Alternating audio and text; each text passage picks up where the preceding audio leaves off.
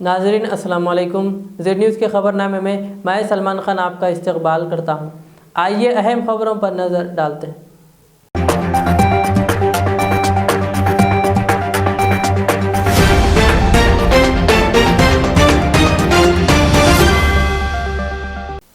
वज़ीर आला तेलंगाना KCR 7 अक्टूबर को रियासत भर के लॉ एंड ऑर्डर को लेकर पुलिस आला अहदेदारों के हमरा एक जायज़ तलब इजलास करेंगे, जिसमें लॉ एंड ऑर्डर सूरत हाल, ख़वातीन का तहफ़्फ़ुज़, मनशियाती निज़ाम और दीगर पुलिस ज़िम्मेदारों पर तबादला ख्याल करेंगे।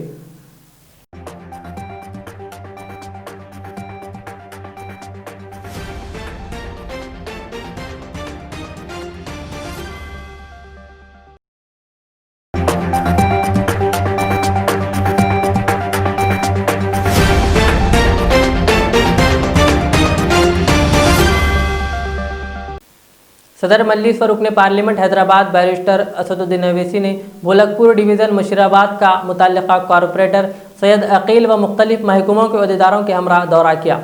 उन्होंने तरक्याती कामों का मुआयना किया और अहदेदारों को फौरी तकमील की हिदायत दी। बैरिस्टर अवैसी ने बादशाह मीडिया से खिताब करते हुए कहा कि इलाके में 7 करोड़ के मसारिफ से स्विच की जदीद पाइपलाइन की तसनीफ के काम तकरीबन 90% तकमील हो चुका व बाकी 10% काम का भी जल्द ही तकमील होने की उम्मीद है। उन्होंने कहा कि भोलकपुर में पीने के आलूदा पानी की शिकायत के लिए रियासती हुकूमत से नुमाइंदगी की गई थी, ताहम 12 करोड़ रुपए की मंजूरी अमल में आ चुकी। अनकरीब वज़ीर बल्दी नज़्म-ओ-नक्श KT रामाराव के हमरा दौरे के मौके पर न सिर्फ जदीद आबरसानी की पाइपलाइन बल्कि तकरीबन 520 करोड़ रुपए के मसारिफ से बहादुरपुरा दा आरामगढ़ फ्लाईओवर और मीरालम टैंक में म्यूज़िक फाउंटेन के तरक्याती कामों का संगे बुनियाद रखा जाएगा। उन्होंने कहा कि मजलिस इत्तेहादुल मुस्लिमीन का बुनियादी मकसद अवामी मसाइल का तरजीही बुनियादों पर हल है। इस मौके पर सदर मोतमदीन और अवाम भी मौजूद थी। आज सुबह 6:30 बजे मैं भोलकपुर को आया हूँ, भोलकपुर बल्दी वार्ड में, और यहाँ पर हमारे मुताल्लिक़ा रुकने बल्दिया जनाब वकील साहब और मजलिस इत्तेहादुल मुस्लिमीन के ज़िम्मेदारान शरीफ साहब, यामीन खां साहब और दीगर सदर मोतमदीन के साथ और वाटर वर्क्स के अहदेदारों के साथ मैंने यहाँ पर दौरा किया, क्योंकि आवाम को ये बताना ज़रूरी है कि मजलिस इत्तेहादुल मुस्लिमीन ने भोलकपुर की आवाम से वादा किया था कि यहाँ पर एक नई सीवरेज लाइन पूरे भोलकपुर में डाली जाएगी और साथ ही साथ पानी की लाइन का। तो अल्हम्दुलिल्लाह मजलिस इत्तेहादुल मुस्लिमीन की नुमाइंदगी पर भोलकपुर वार्ड में 7 करोड़ की लागत से एक नई सीवरेज लाइन का काम 90% मुकम्मल हो चुका है। एक 10% काम बाकी है, ग्रेवयार्ड कब्रस्तान से लेके जाने का है। तो इंशाअल्लाह ताला पूरे भोलकपुर में एक नई सीवरेज लाइन डाली जा चुकी है। 10% काम है वह इंशाअल्लाह जल्द से जल्द मुकम्मल हो जाएगा। इसके साथ साथ हमने वादा किया था आवाम से कि यहाँ पर नई पानी की लाइन पूरे भोलकपुर वार्ड में डाली जाएगी। तो मुझे बताते बड़ी खुशी हुई कि 12 करोड़ की लागत से एक नई पानी की लाइन मंजूर हो चुकी है। पाइप यहाँ पर पड़ना शुरू हो चुके हैं और इंशाअल्लाह ताला एक हफ्ते 8-10 दिन के अंदर नई पानी की लाइन का काम भी जल्द से जल्द शुरू हो जाएगा। क्योंकि आप जानते हैं कि भोलकपुर में 2009 में एक बड़ा ही वाक़या हुआ था और उसमें कई लोगों की जानें चली गई थी। तो अल्हम्दुलिल्लाह आज ये नई पानी की लाइन डाली जाएगी 12 करोड़ की लागत से। इंशाल्लाह 3 से 4 महीने के अंदर वो काम मुकम्मल हो जाएगा और मुझे यकीन है कि ये 2 बड़े अहम काम मुकम्मल होने के बाद भोलकपुर में जो बहुत बड़ी तकलीफ़ बनी हुई थी और ख़ास तौर से इस वार्ड में बड़ी बड़ी पतली गलियाँ हैं, चाहे मोहम्मद नगर हो या दूसरे हमायम या इलाका हो, हमायम गली बोलते, तो इन तमाम पतले गलियों में वाटर वर्क्स के अहदेदारों ने बड़ी मुश्किल से और बड़ी काबिलियत के साथ वहाँ पर ये सीवरेज लाइन का काम मुकम्मल किया और मुझे यकीन है कि पानी की लाइन का काम भी इंशाअल्लाह ताला हम तमाम के ताउन से मुकम्मल होगा। मैं ये भी बताना चाहूँगा कि इंशाअल्लाह अनक़रीब में वज़ीर बल्दी नज़्म-ओ-नक्श जनाब KT रामाराव साहब यहाँ पर खुद आएंगे। मैंने उनको दावत भी दी है कि वो आकर ये 12 करोड़ की पानी की लाइन और सीवरेज लाइन का जो काम मुकम्मल हो चुका है वो उसका मायना करें और पानी की लाइन का संग बुनियाद रखे।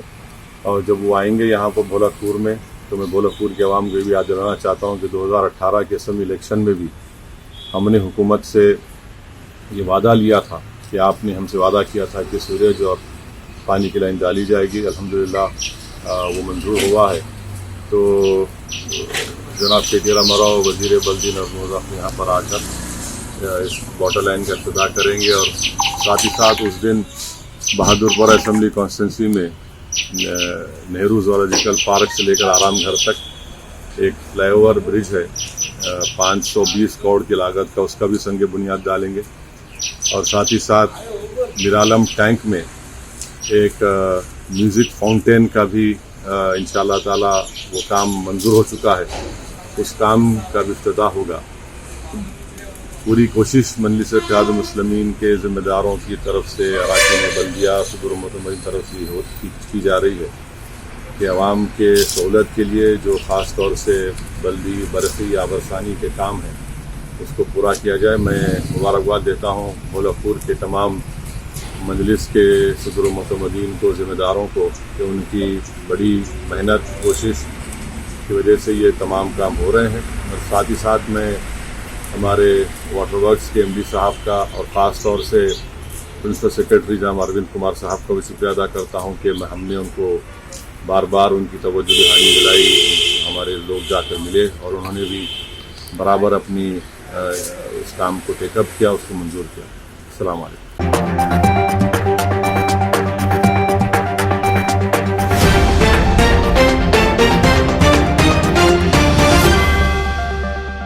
मरकज़ी ममलिकती वज़ीर जी किशन रेड्डी ने कहा कि मरकज़ी हुकूमत स्कीमात के तहत फ़ंड्स की शफाफ इस्तेमाल पर अजराई अमल में लाने के लिए तैयार है, लेकिन TRS हुकूमत स्कीमात पर अमल आवारी और तामीर में नाकाम हो चुकी है। रियासती TRS हुकूमत को गरीबों का ख्याल आइन इंतखाबात से कबल आता है। मरकज़ी वज़ीर जी किशन रेड्डी सीनियर कायदीन BJP लक्ष्मण के हमरा हल्का असम्बली मुशर्रफाबाद में तामीर किए जा रहे डबल बेडरूम्स की इमारतों के तामीराती कामों का मुआयना किया। तामीरात पर अदम इत्मीनानी का इजहार किया। इन्होंने कहा कि 2015 में तामीराती सरगर्मियों का आगाज़ हुआ, लेकिन इनकी तकमील ताहाल ना हो सकी। इस मौके पर इनके हमरा व दीगर अहम कायदीन व पार्टी अराकीन व कारकुन मौजूद थे। ముషీరాబాద్ అసెంబ్లీలో ఈ యొక్క సాయి చంద్ కాలనీకి సంబంధించినటువంటి 2 గదుల పేద ప్రజల కోసం ఇళ్ల నిర్మాణం ఏదైతే జరుగుతుందో దాన్ని పరిశీలించడం కోసం స్థానిక మాజీ శాసనసభ్యులు డాక్టర్ లక్ష్మణ్ గారితో కలిసి, అదేవిధంగా ఇతర అధికారులతో కలిసి పర్యటించడం జరిగింది। వాస్తవం మీరందరూ కూడా చూశారు। 2015లో ఇక్కడ ఇళ్ల నిర్మాణానికి సంబంధించి శంకుస్థాపన చేశారు। ఆ రోజు 5 సంవత్సరాల క్రితం జరిగినటువంటి మున్సిపల్ కార్పొరేషన్ ఎన్నికలు కూడా హైదరాబాద్ నగరంలో ఒకటే ప్రధానమైనటువంటి ఎజెండా 2 పడకల గది ఆ యొక్క పేద ప్రజలకు ఇళ్ల మీదనే ఆ యొక్క మున్సిపల్ కార్పొరేషన్ ఎలక్షన్ జరిగాయి। పేద ప్రజలందరూ కూడా రాజకీయాలను పక్కన పెట్టి, రాజకీయ విభేదాలను పక్కన పెట్టి మా ఇక్కడ అధికార పార్టీ గెలిచినట్లయితే మాకు ఇల్లు ఇస్తామని చెప్పారు కాబట్టి ప్రజలందరూ కూడా టీఆర్ఎస్ పార్టీకి ఆ రోజు ఓటు వేసి గెలిపించారు। టీఆర్ఎస్ పార్టీ 5 సంవత్సరాలుగా మున్సిపల్ కార్పొరేషన్లో మేయర్ కూడా ఈరోజు కొనసాగారు। కానీ 5 సంవత్సరాల తర్వాత ఒక్కసారి రివ్యూ చేస్తే హైదరాబాద్లో ఎక్కడ కూడా ఇళ్ల నిర్మాణం ఇంత పూర్తి కాలేదు। కేంద్ర ప్రభుత్వము ఇక్కడ ఇచ్చినటువంటి ఇండ్లు మరి పూర్తి చేయలేదు। ఒక్క లబ్ధిదారుని పేరు కూడా కేంద్ర ప్రభుత్వానికి పంపలేదు। ఇక్కడ డబ్బులు కూడా ఇవ్వడం జరిగింది। పక్క రాష్ట్రమైనటువంటి ఆంధ్ర రాష్ట్రంలో అక్కడ సుమారు 12 లక్షలకు పైగా ఇండ్లు వాళ్ళు తీసుకున్నారు। అది ఇప్పటికే 7 లక్షల ఇండ్లు పూర్తి చేశారు।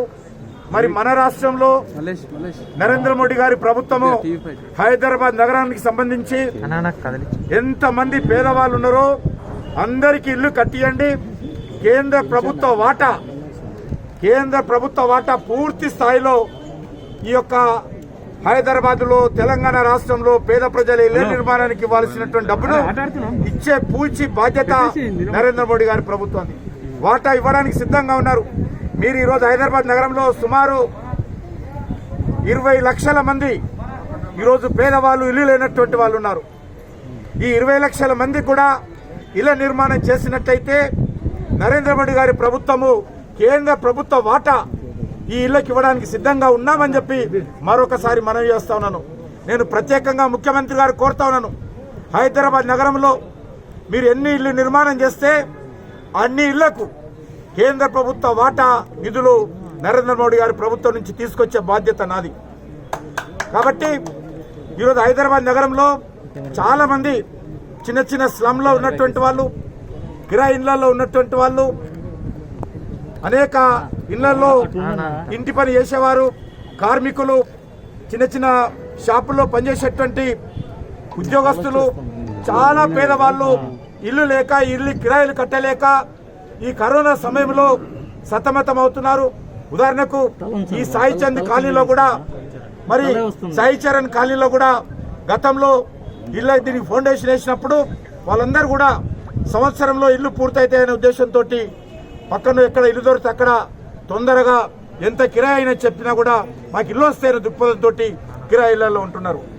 ఈరోజు రాష్ట్ర ప్రభుత్వం ఏదైతే 8 లక్షల రూపాయలు ఇల్లు కడతా ఉందో అందులో ఇప్పటికే 4 లక్షల రూపాయల కిరాయిలు వీళ్ళు బయట చెల్లించడం జరిగింది. ప్రభుత్వము 8 లక్షల ఇల్లు కడతా ఉంటే పేద ప్రజలు తమ కష్టార్జితం నుంచి కూడా సుమారు 50% అందులో వీళ్ళు ఇస్తానటువంటి ఇళ్లలో 50% పేద ప్రజలు ఇప్పటికే కిరాయిలు చెల్లించినటువంటి దుర్భర పరిస్థితి ఉన్నది. నేను అందుకే ప్రభుత్వాన్ని కోరుతా ఉన్నాను, యుద్ధ ప్రాతిపాదిక మీద హైదరాబాద్ నగరంలో తెలంగాణ రాష్ట్రంలో ఇళ్ల నిర్మాణం పూర్తి చేయాల్సినటువంటి అవసరం ఉంది.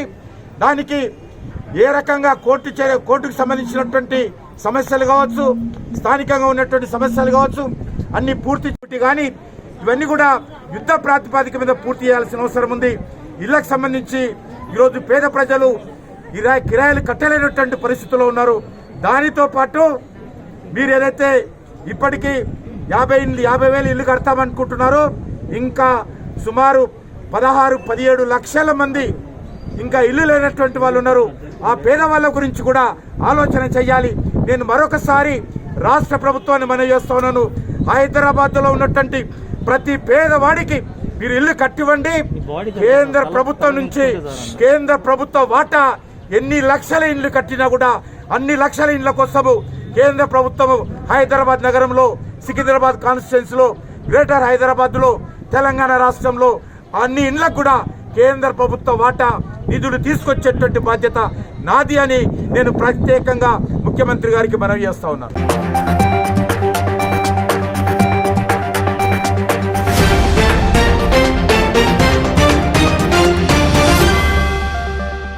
रुकन असेंबली नामपल्ली जाफर हुसैन मेहराज ने commissioner GHMC Lokesh Kumar, zonal commissioner बल्दिया प्रवन्या, एग्जीक्यूटिव इंजीनियर मोहम्मद सुबान व दीगर मुख्तलिफ महकमों के अहदेदारों के हमरा Bazar Ghat, Red Hills, AC Ghat के अतराफ व अकनाफ इलाकों में गोदामों का मुआयना किया। इस दौरान इन्होंने मज़कूरा गोदामों की तरमीम व मरम्मत, तरक्याती कामों व दीगर सरगर्मियों से मुताल्लिक़ दौरा किया। इस मौके पर ज़रूरी इक़दामात की हिदायत दी।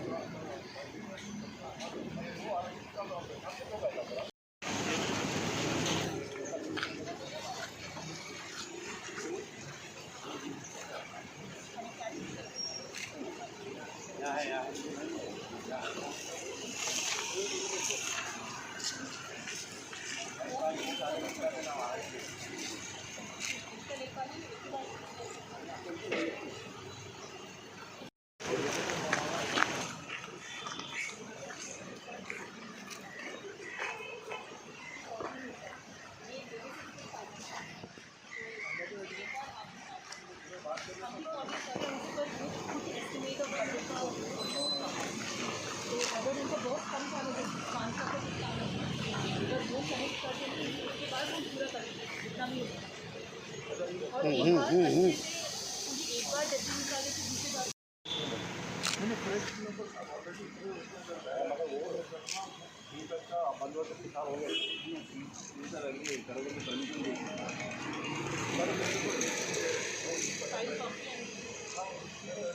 हिसाब से मेरी बात हो गई थी, करा लो बोल के बोले उसी का बैलेंस वर्क है, वो देख ले कई को फिर नया कर।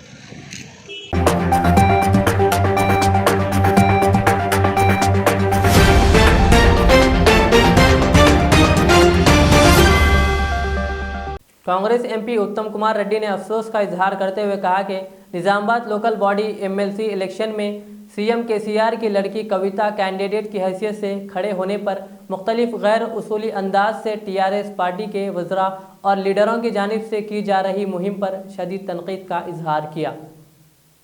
बहुत दुख की बात है, बहुत दर्द से ये बात करना पड़ रहा है कि जो निज़ामाबाद लोकल बॉडीज़ का एमएलसी इलेक्शंस है, जिसमें केसीआर साहब की लड़की कविता जी खड़े हैं कैंडिडेट के रूप में, उनकी कैंडिडेट और कैंडिडेट की तरफ से कुछ मंत्री और मुख्यमंत्री की ऑफिस से जो ZPTC, MPTC और म्यूनसिपल काउंसिलर है, ये लोग वोटर हैं। इलेक्शन डिक्लेयर होने के बाद, नोटिफाई होने के बाद, कैंडिडेट फाइनल होने के बाद ये लोगों को खरीदा जा रहा है। ये ज़रूर रिप्रेजेंटेशन ऑफ पीपल एक्ट के अंदर ये करप्ट इलेक्टोरल प्रैक्टिस के नीचे आता है। हमने जिला कलेक्टर को रिप्रेजेंटेशन दिया है, यहाँ इलेक्शन कमीशन ऑफ इंडिया का जो रिप्रेजेंटेटिव है CEO उनको दिया है। आज हम इलेक्शन कमीशन ऑफ इंडिया को अप्रोच कर रहे हैं कि ये करप्ट इलेक्टोरल प्रैक्टिसेस जो इंडल्ज कर रहे हैं उनको इलेक्शन से डिस्क्वालीफाई करिए। इससे ज़्यादा आपको क्या प्रूफ चाहिए कि जो वोटर है और हमारी पार्टी से जीते हैं उनको उनके मंत्री, मुख्यमंत्री और उनके फैमिली मेंबर्स खरीदा जा रहा है। अगर ये करप्ट इलेक्टोरल प्रैक्टिस नहीं है तो और क्या हो सकता है। हमारी डिमांड है इलेक्शन कमीशन ऑफ इंडिया को इस आधार से, इस डॉक्यूमेंट से, इस एविडेंस से टीआरएस कैंडिडेट को डिस्क्वालीफाई करनी चाहिए। बहुत धन्यवाद।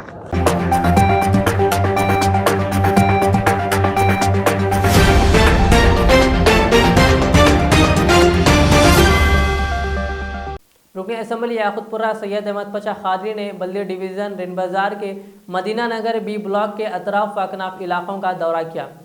सैयद अहमद पचा खादरी ने अवाम से रास्तों मुलाकात करते हुए इनके मसाइल दरियाफ्त किए, जिस पर आवाम ने इलाके में बरक़ी पोल्स की शिकायत की, स्वीट लाइन के मसाइल और सड़कों की मरम्मत, जदीद सड़कों को तस्नीब के अलावा कचरे की सफाई से मुताल्लिक़ शिकायत की। रुकन असम्बली ने मुतल्लिक़ा महकमों के अहदेदारों को शिकायत नोट करते हुए जल्द से जल्द इनकी एक सुई की हिदायत दी।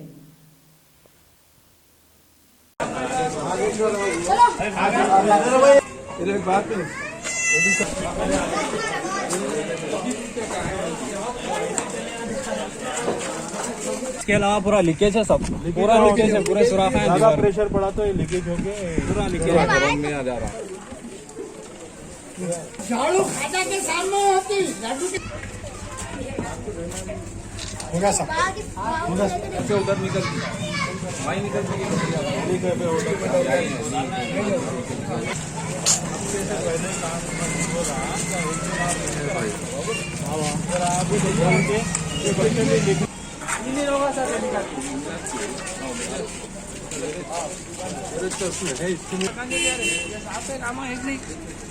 क्या है, क्या कुछ भी नहीं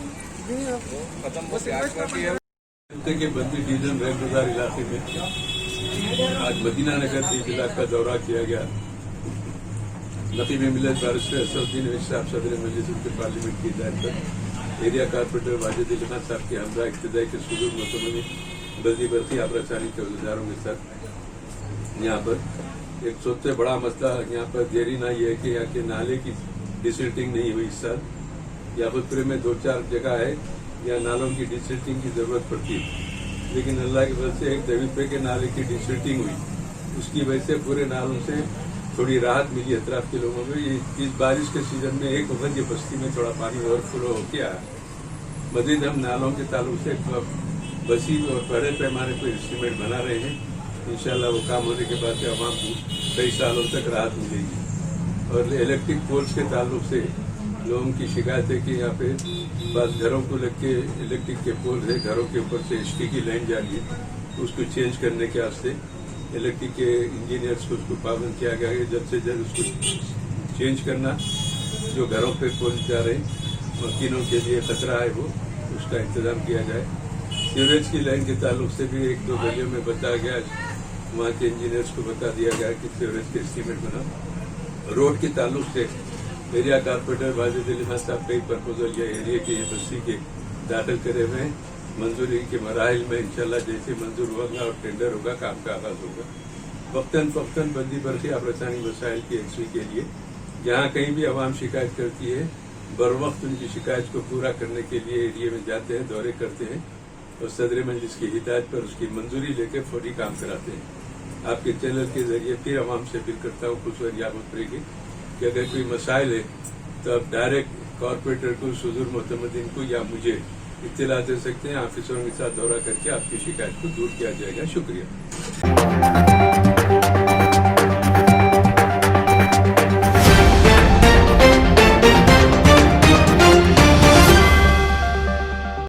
बहादुरपुरा पुलिस स्टेशन में चंद्रायन गुट्टा की साकिन खातून ने रूहानी इलाज के नाम पर खुद साख्ता आमिलीन पर दौरान इलाज गैर शाइस्ता बर्ताव, धोखा व दीगर इल्ज़ामात आयद करते हुए शिकायत दर्ज करवाई। पुलिस ने केस दर्ज कर लिया और तहकीकात का आगाज़ कर दिया। मुतासरा खातून ने सख्त कार्रवाई और इंसाफ का मुतालबा किया। तफसीलात के मुताबिक मुतासरा खातून ने मीडिया को बताया कि वो किसी मसले और हल के इलाज के लिए हबीब मोहम्मद इदरीस व अबू बकर से रब्ता किया, जिस पर इन्होंने मोटी रकम हासिल कर ली। दौरान इलाज इस्तेहसाल किया।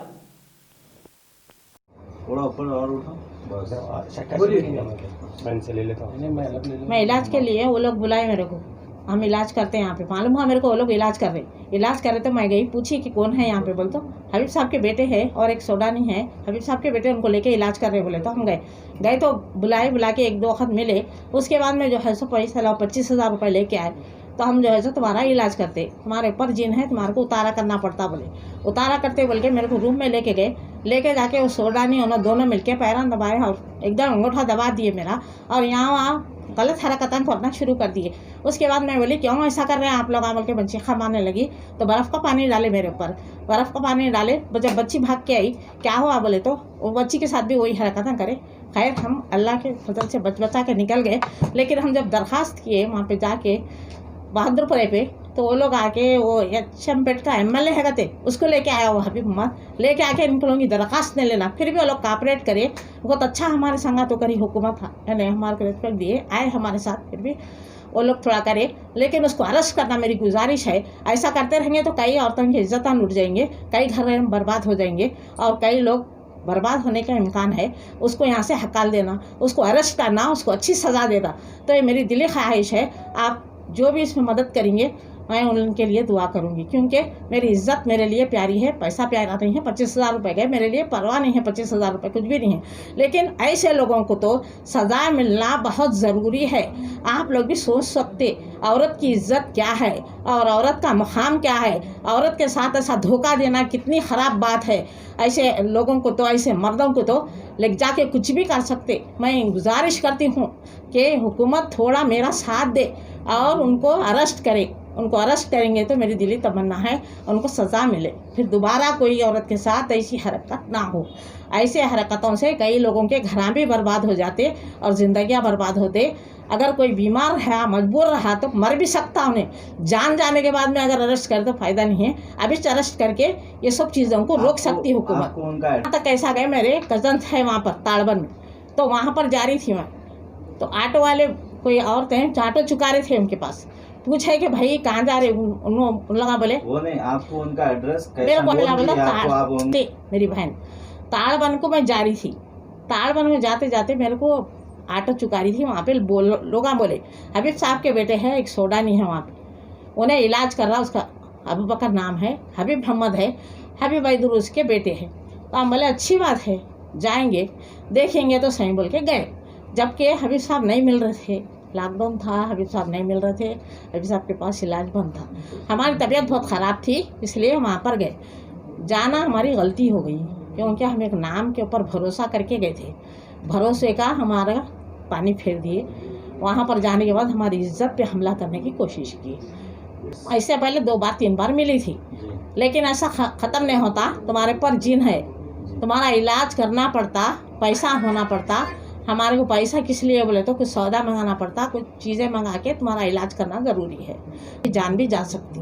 आप उनसे 27 जी अच्छा, फिर जा रहे हम लोग, कोशिश कर रहे। तबीयत भी ठीक नहीं है, एकदम ठंडा पानी डाल दिए। ठंडा पानी डाल के मेरे ऊपर एकदम मेरी तबीयत ऐसी ख़राब हो गई कि काना भी सुन हो गए मेरे, और ज़बान भी बंद हो गई जैसा हो गया। मेरे को एक हैबत हो गई, क्योंकि 2 आदमी मिलके औरत की इज्जत पे हमला करने जाएंगे तो कोई भी औरत हो डरी जाएंगी ना। नहीं, मैं गलत तो नहीं बोल रही ना। कोई की दाम दिए 25,000 रुपये, उन्होंने बोले होना बोले तो मैं दूसरे तीसरे के लेके मेरे सामने सलीम को उनको पुकार के बर्फ़ मंगा के मेरे ऊपर पानी डाले। उन्होंने ठंडा पानी डाल दिया एकदम। बहुत तबीयत ख़राब हो गई मेरी, और मेरा बीपी बढ़ गया। बोलिए सर, आप किस लिए प्रेस कॉन्फ्रेंस? मैं हबीब मुश्तबा अलैथुर साहब का लीगल एडवाइज़र भी हूँ और उनका एक एडवोकेट भी हूँ मैं उनके पास से। ये किस्से हमारे पास सडन आना शुरू हुए कि उनके फ़र्जन हबीब मोहम्मद अलैदरुस, जो हबीब मुश्तबा अलैदरुस साहब के बड़े फ़र्जन हैं, ये मार्च के महीने में दुबई से यहाँ पे आए। आके लॉकडाउन था जब लोगों को कांटेक्ट करें, लेकिन जब वो टाइम पे लोग नहीं मिल सके तो फिर भी उन्होंने बारकस में इलाज शुरू करे थे।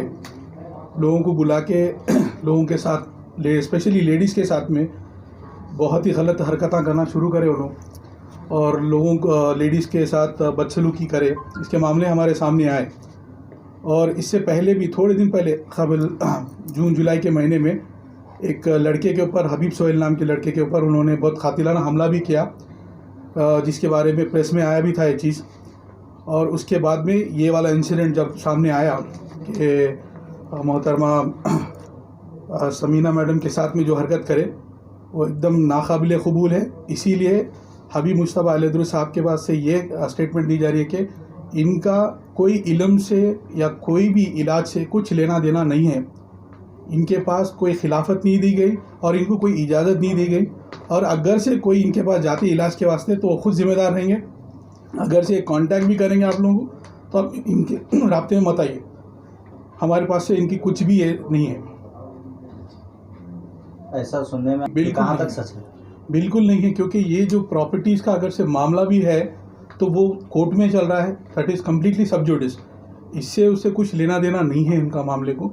उन्होंने उल्टा ये चीज़ को और बढ़ावा देना चाह रहे कि मैं गद्दी नशी हूँ, मैं इलाज करने वाला हूँ, मैं जो भी हूँ, मैं कुछ भी हूँ बोल के, जब बिल्कुल गलत है, बेबुनियाद है। जो इसके प्रूफ्स भी दे रहे, जो भी उन्होंने हरकत करे आप उससे मैच करके देख सकते कि क्या क्या हो रहा है और उन्होंने कैसा बिहेव कर रहे हैं लोगों के साथ। तो इतना पेशेंट अप्रोच नहीं हो रहे, पेशेंट के पास इनो अप्रोच हो रहे, सबको कॉल करके। और इनफैक्ट मैं भी एक विक्टिम हूँ उनका।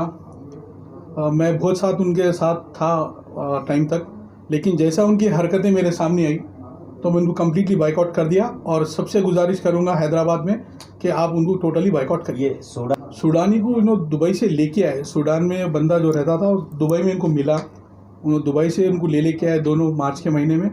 आने के बाद सबके सामने ये बताया कि ये अच्छा इलाज करते, इलाज करके आप लोग की जो भी तकलीफ़ें हैं दूर करते, ब्लैक मैजिक का वो करते, जिसके पास शादी नहीं हो रही, स्पेशली यंग लेडीज़ के ऊपर उन्होंने कॉन्सेंट्रेट कर रहे, जो बच्चों की शादियाँ नहीं हो रही वैसा बोल के उन्होंने लेके जाके मैं इलाज करता हूँ बोल के। कभी कभी थोड़े है इनके जो फॉलोअर्स है हबीब साहब के, उनके बच्चों को फ़ोन करके मैं आपका इलाज करता हूँ बोल के, आप चलो मेरे साथ बोल के गाड़ी में भी लेके फिर रहे। मैं आपको उसका भी स्टेटमेंट रिकॉर्डिंग दूंगा लोगों के। तो आप सबसे गुजारिश है कि मीडिया से और हमारे तेलंगाना के ऑनरेबल KCR साहब से कि इसके ऊपर स्ट्रिक्ट एक्शन लिया जाए। और पुलिस भी अच्छा कोऑपरेट कर रही है हमारे साथ में। जैसा कि आप बताए थे, कंप्लेंट हमारी फाइल हो चुकी है ऑलमोस्ट। कंप्लेंट FIR होना बाकी है, कंप्लेंट फाइल हो चुकी है। कौन से पुलिस स्टेशन? पूरा PS में मेरा स्टेटमेंट रिकॉर्ड हो चुका है और कंप्लेंट FIR फाइल होने वाली है। आपका नाम? बेग है, मैं लॉयर हूँ। Okay, thank you.